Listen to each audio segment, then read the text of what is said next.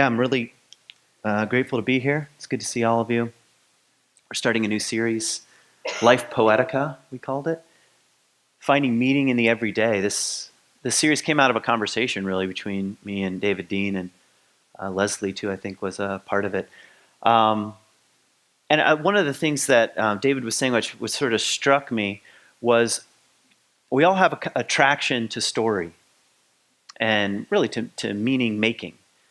And whether it's books or novels or poems, it depends on what you're into.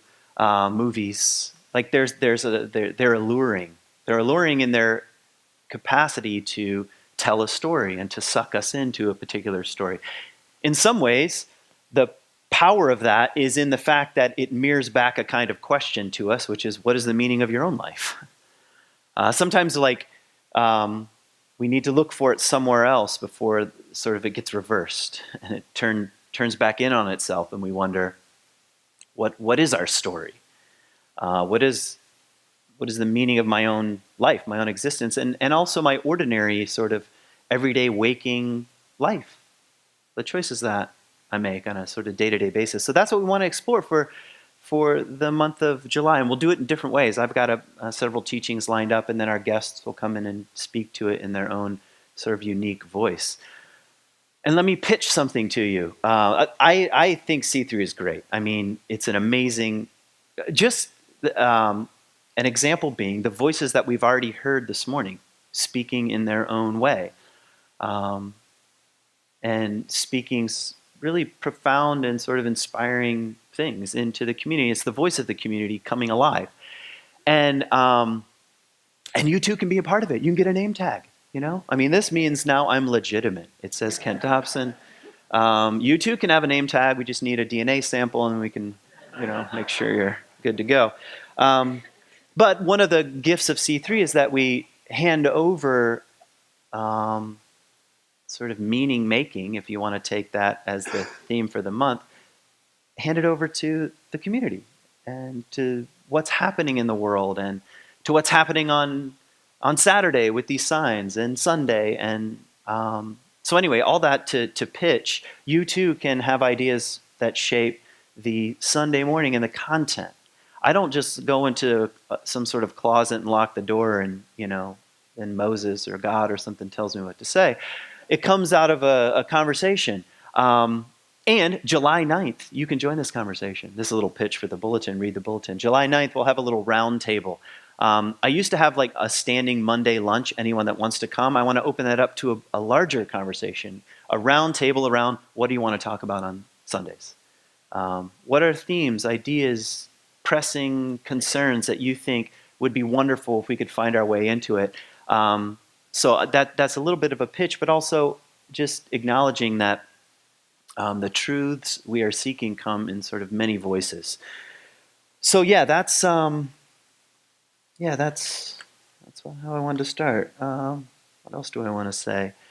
Speaking of story, when I was a kid, I grew up in fundamentalist Baptist culture, and the thing that was the ultimate was the testimony, the personal testimony.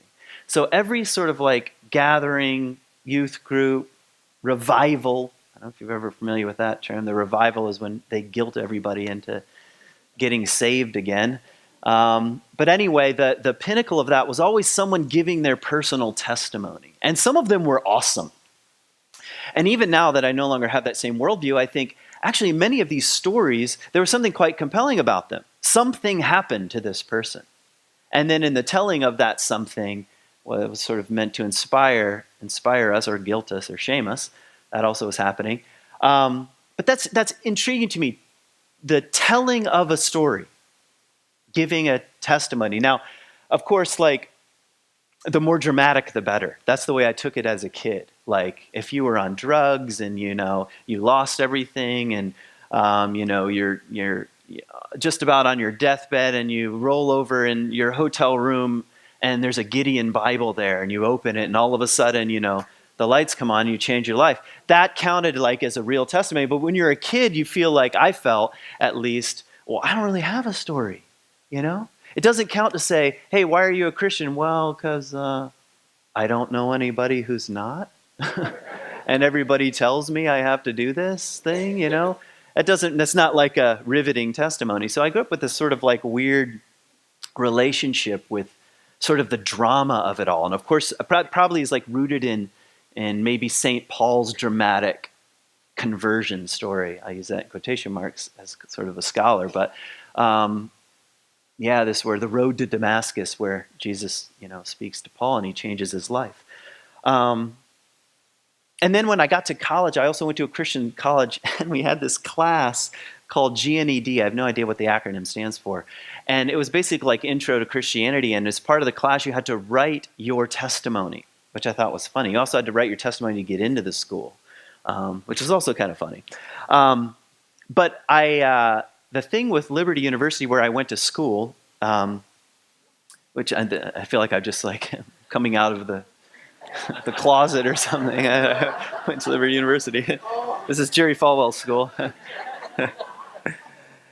You can fire me after the teaching's done. That's fine. It's no problem. Anyway, as part of the class, we had to write our testimony. But the thing with Liberty is that it was also NCAA Division I athletics, and so the way to remain Division I is to be good at athletics. And so they had to recruit people, and the pool of devout Christian athletes is kind of small. So they bent the rules a bit. And so I was on the soccer team, and there were lots of kids on the soccer team who were sort of Christian, maybe just in the loosest sense of the term. And in fact, one of my friends, Mark, he was from England. So they were like, "Hey, do you want to play soccer for us?" "Yeah, sure, that sounds good. Are you a Christian?" He's like any English bloke, "I suppose so." Anyway, so he comes and he arrives and he's in this class, and we get to the place where we're supposed to write our testimony. He's like, "What's a testimony?" So the soccer team got together and sort of like helped him manufacture this personal testimony so he could pass the class, of course. Just so weird.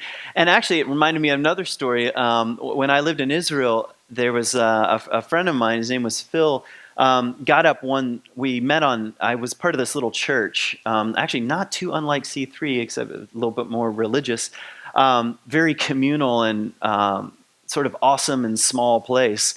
And anyway, my friend Phil was giving this talk on Shabbat. We met on the Sabbath because Sunday's a work day in Israel.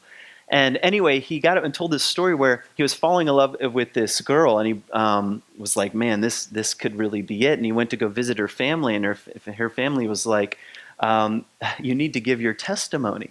And so he like kind of panicked and more or less invented this awesome and dramatic testimony, and it became like the thing, like this is the guy with the dramatic testimony and therefore is also eligible to marry our daughter. And it took him like many years to sort of own up to the fact that it wasn't a real testimony. He actually called it his testaphony, which I thought was like pretty good. Which is funny because now that I'm thinking about it, the actual telling of the testaphony became like the testimony, the real story. Like, actually, the story is I made this up. And the story of making up has shaped my life in a certain way. So that's kind of like, believe it, what did I call my talk this week? I want to talk about meaning, myth, and testimony. So in some ways, I want to talk about testimony. What is the story of your life? What is the truth of your own life? What are the patterns that keep showing up? Some you don't like, some maybe you do. And how do you make sense of it? What kernel or truth, what unique kernel of truth that sort of rests only in you, that only you can embody? These are not easy things to name. They're really not. If your life is a poem, like David Dean was beautifully describing, what are the stanzas? What does it consist of? Is it full of contradictions? Like I thought of Walt Whitman as you were speaking. Do I contradict myself? I contain multitudes. So what are the stanzas? How would you phrase it? Or is it just not worth it? I'll just hand over meaning making to somebody else, to some other group or clan or way of putting things, sort of hand the baton off. Or I'll project it out onto movies and books that I like and say it's all over there. So those are the things I want us to be thinking about, not just today, but for the whole month, when it comes to a life poetica, it's not just what happened. Because what happened matters. Like, what are the facts? So just give me the facts of your life. That does matter, but what do they mean? Is sort of starting to take a different turn. What does that mean? Does your life have meaning in that sense? And actually, as I'm thinking about sort of meaning making, and maybe just an observation or an assumption I have, I think human beings are meaning making creatures.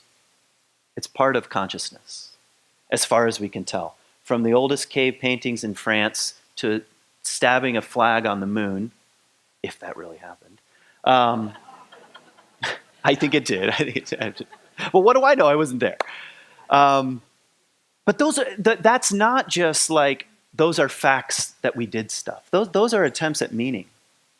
What does it mean to be a human being? What's it mean to be alive? What's it mean to be conscious of our own mortality in a way that apparently other creatures are not? What does that mean? So I took a class at Hebrew University where I went to graduate school, and the class was on conversion. The whole class. That was the title of the class, Conversion. I thought, I'm going to take that class. It was kind of an experimental class. It was taught by 2 professors. And we studied all kinds of conversion stories, like from St. Augustine to Pulp Fiction. So it was like this wild ride through all kinds of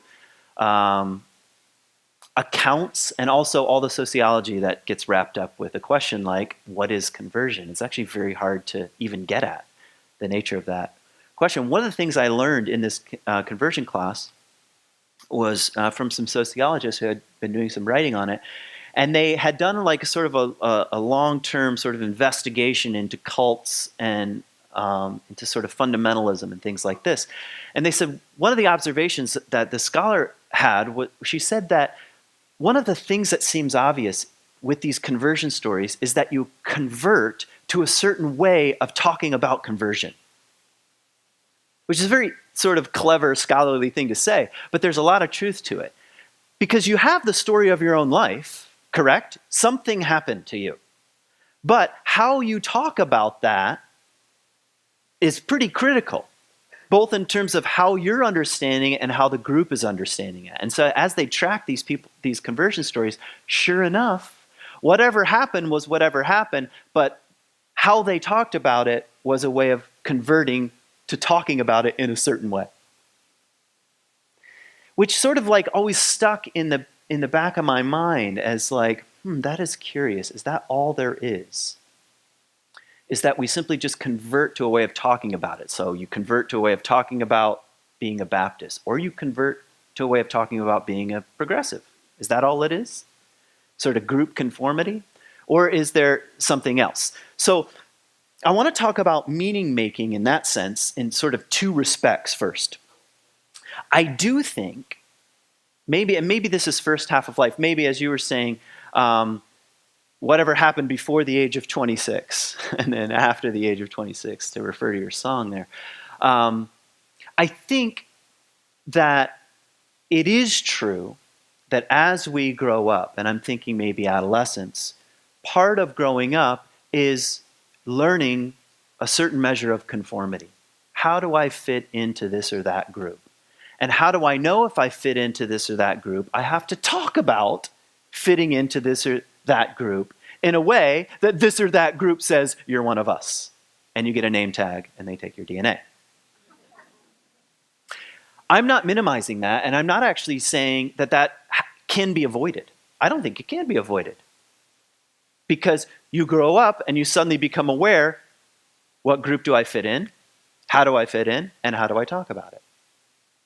How do I sort of, be one of the fill in the blank?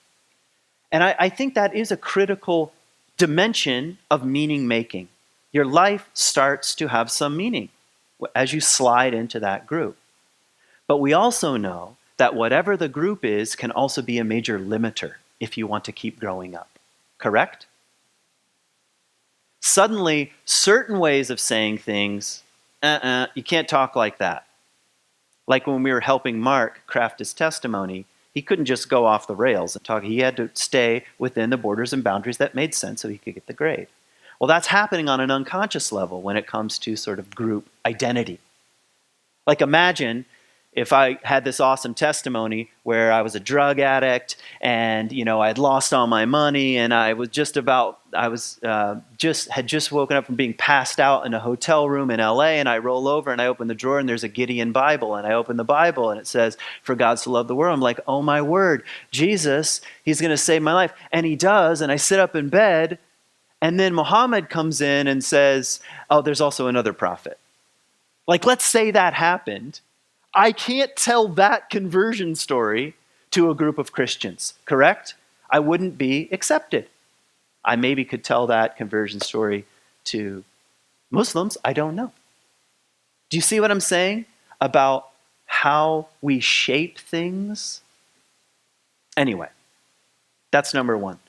There's a kind of conversion to the group which looks a lot like conformity. Handing over the meaning of our life to the group, except it doesn't last all that long for most of us. Which I'd like to suggest there's something else. There's another sort of meaning-making map out there, and that is finding meaning in a far more radical and unique sense, what I would call the realm of the soul. What is your soul? What is the radical root of who you are? And as I'm saying it now, radical means root. That's the etymology of the word. It means root, rooted somewhere. Actually, to be a radical is to be rooted. Rooted in what? Well, one's own soul. That's what makes radicals not fit into a group. They're rooted in a sense of who they are. They don't need other people to tell them, make sure you talk about your testimony in a certain acceptable way. They stop doing that at a certain point and become a radical. And all that means is they're rooted somewhere. And what are they rooted in? The truth of their own life. They're going further on the path of meaning making. What is the meaning and the truth of my own existence? And do I have the courage to follow such a thing? Do I have the courage to follow the trails that begin to appear? So if I had to guess, and let's talk about culture just a little bit. If I had to guess, I think one of the most pressing and radical problems facing being a modern person in the 21st century is a loss of meaning. I really do think that, a loss of meaning. Our culture seems to have lost so much meaning. It's a cultural thing and it's a personal thing. It's epidemic at this point. And part of the reason why it's epidemic is because our major stories are unraveling. The stories that hold cultures together and people groups together and religions together and ethnicities together are unraveling. We're in a postmodern muck of things. And I'm not saying that in either a good or a bad sense. I'm just saying it seems to be the case. And if you haven't noticed, there are major competing narratives for what does it mean to be an American right now. Major competing narratives. And it gives you a sense, sort of existential sense, what is the meaning of all this? What is the meaning? Not to mention, sort of also in a personal sense, what is the meaning of my own life? I think our collective myths and narratives and religions, if I can just put it in a simple sense, the big patterns don't seem to be cutting it anymore. They don't seem to be sort of laying it down with a sense of certainty. And that creates problems. Creates problems for the big patterns of our own life. I found this quotation, sort of in the absence of myths, religions, and big narratives. I'm laughing because it's kind of dark. James Hillman has this awesome quote. You ready for this? The only God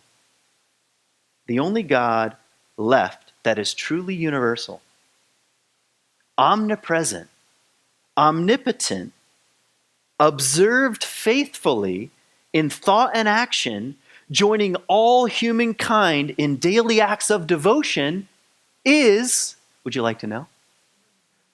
You're close. He says the economy.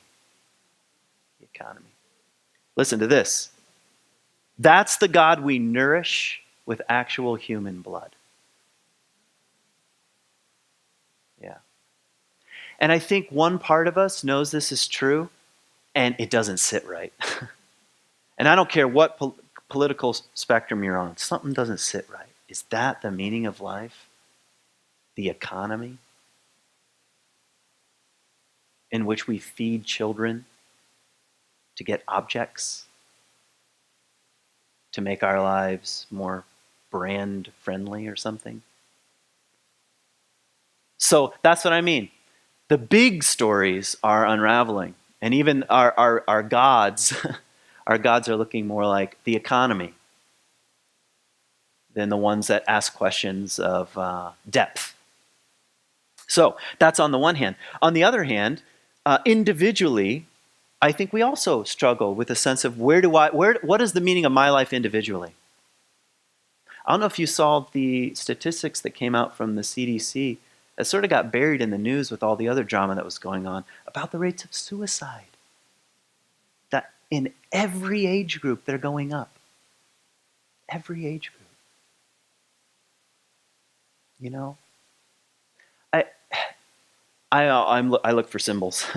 And I kept thinking about the symbol of a wall, of a border wall. Like, let's put up a wall so that no one could get in. But what's inside is a lot of sickness. You know? Don't come in here. But inside, where we've locked ourselves in a place that feels rather hopeless and meaningless at its worst. Not always. But and you see that unfolding with these statistics, and our celebrities too. Like this past year, just think of how many. We had Anthony Bourdain and Kate Spade just recently, and before that, Chris Cornell. Chris Cornell was a real hero for me. He was the lead singer of Soundgarden. So Soundgarden for me, 16 years old, riding in my friend Derek's. He had a Jimmy. Remember those GMC Jimmys? The top could come off the back. Oh, we would just rock the Soundgarden. I'm going to break my rusty cage and run. And by the way, yeah, what a song. Anyway, and Chris Cornell he went through sort of the worst of the worst, like addiction and then making it out of the 90s, like when you're a 90s grunge band and then all of a sudden another era of music takes over, you know, next thing you know, you're playing a show in Vegas. Somehow he made it even past that, still making music and still being a creative artist in the world. And he has one of the most incredible voices, or had one of the most incredible voices in modern music. And he still took his own life, you know? Think, man, this is what's going on inside our border walls. So a crisis of meaning, yeah, I think we're in a crisis of meaning, both sort of culturally and personally. Where's that? Oh, it's probably here. Listen to this quotation from Jung here. This is maybe moving toward the more personal side of things. Here's Jung. He said, I asked myself, what is the myth you are living? What a question. What is the myth you are living? And I found I did not know. This is from the Red Book, by the way. So I took it upon myself to get to know my myth, which he puts in quotation marks, my myth. And I regard this as the task of tasks. So instead of just swimming in a sea of nihilism or narcissism or meaninglessness, Jung starts to swim for the shore of the meaning of his own life. What is it? What is the meaning of your own life? What is the myth that you are living? And I think by myth here, he means the meaning-making maps. You know, sometimes when people say that's a myth, they mean it's not true. When I mean it if that's a myth, there's something true there. It just might not be factual, the way we add things up. Myth is a kind of meaning-making map. What myth are you living? And how would you go about finding out? How would you go about finding out? If I were to give you a homework assignment, like, what is the myth you are living? How would you go about finding out? You know, I wanted to start with that Shakespeare quote, "All the world's a stage and all the men and women merely players," because it also reminds me of something else that James Hollis says, which is the only recurring character in your life is you. The only one that's in every scene is you. Like it or not. And I realize there's been some blocking. In the how you block out a play. There's been some blocking. We call that fate. You didn't choose your parents. You didn't choose your ethnicity. You didn't choose your geography. That's the blocking. But there's a lot of improv involved. But the only thing you can't get out of is that you're in every scene. All right? So what is the myth of your own life? What is the story that you are both trying to understand and also craft at the same time? This week I was thinking about an ancient practice, which I think is very inspiring in a way, and it's you find it among several different cultures in various forms, and it's called the Death Lodge. Come to C3 and talk about the Death Lodge. The Death Lodge is very simple. When it comes time for you to die, you would sit in your Death Lodge, and you would try to put the world to rights as best you could. Telling stories, writing letters to people, organizing your affairs, picking up the loose ends that you feel need to be addressed. People coming to visit you, they would come to visit the person who's in the Death Lodge. So if you were to imagine such a scene, what? In other words, the Death Lodge is a symbol for what is the meaning of my own life? What is the meaning of my own life? And am I going to look at that and face that? And is there anything worth passing on? Is there any way of speaking about what I've come to know about myself and about the world that needs to be communicated before it's too late? That's the notion of the Death Lodge. I think that's such a powerful reminder, first of all, of our own mortality. In fact, probably consciousness of our own mortality is the very thing that ratchets up the desire for meaning. Correct? You only get one shot, to quote Eminem or whatever. You only get one shot, and you know that, and so therefore comes this sort of insatiable desire for meaning. What does it mean? If you're in your Death Lodge, are you going to cling to your testimonies?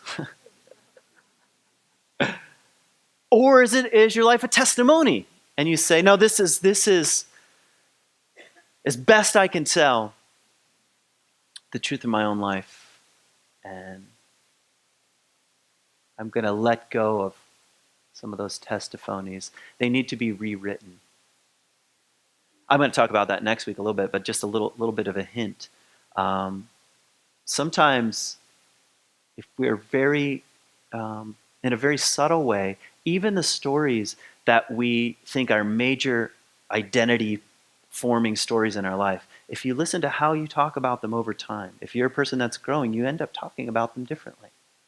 Letting go of certain ways of that actually doesn't ring true anymore. It's like when I was finally done writing my book, I was like, if I were to start over, I wouldn't say it this way. But, you have deadlines, so you have to give up. This is the best I can put it now, but I have to hold even that loosely. So we keep saying around here that in one way, shape, or form, this may be the tagline of C3, the unexamined life is not worth living, right? So what are the patterns, the memories, the failures, the ideas, the relationships, the loves, the losses, the tastes, what you enjoy, your ordinary delights, what you're feeling around children or dogs or gardens or sunsets or adventures, the everyday happenings. The everyday happenings. Where else are you going to look?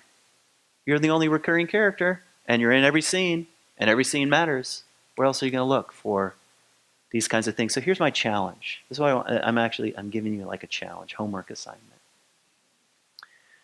For this month, since we're going to keep talking about this, what if you found your own way into sort of rethinking this? What is the myth of my own life? What is the story of my own life? What are the patterns? How would I talk about it? In other words, I'm sort of asking you, if you were to make a kind of memoir in whatever way, shape, or form, not to be published, although if you want to do that, it's fine too. I'm sure we'll all buy it. But what would I say? What would I say if I'm laying there in the death lodge and I'm writing things out? What would I say? How would I speak about it? How would I speak about my own life? What needs to be re-examined? And what of my ordinary life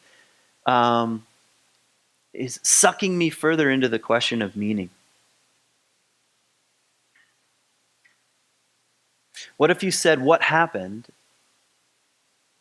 Or another way of saying, what is happening? And you also tried to say, and what does it mean? What does it mean? It's not so easy.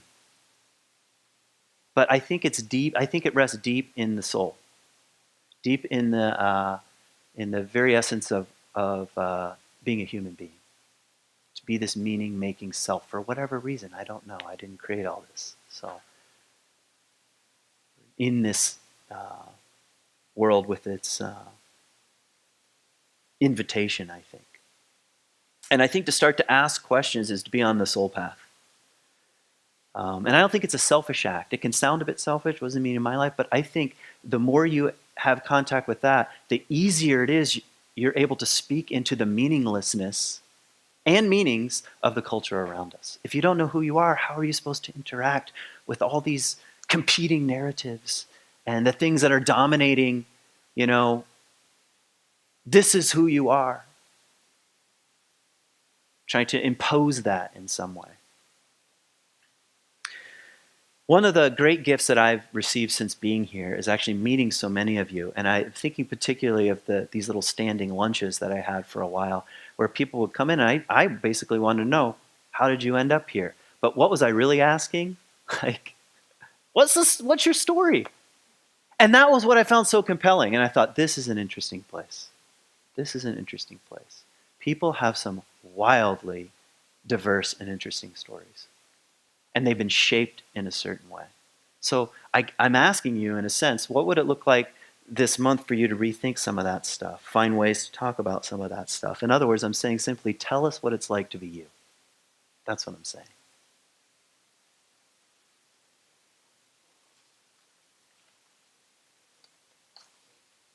I feel like I'm done. Take off your hat. Take off your hat to nothing known or unknown, or to any man or number of men. Go freely with powerful, uneducated persons, and with the young and with the mothers of families.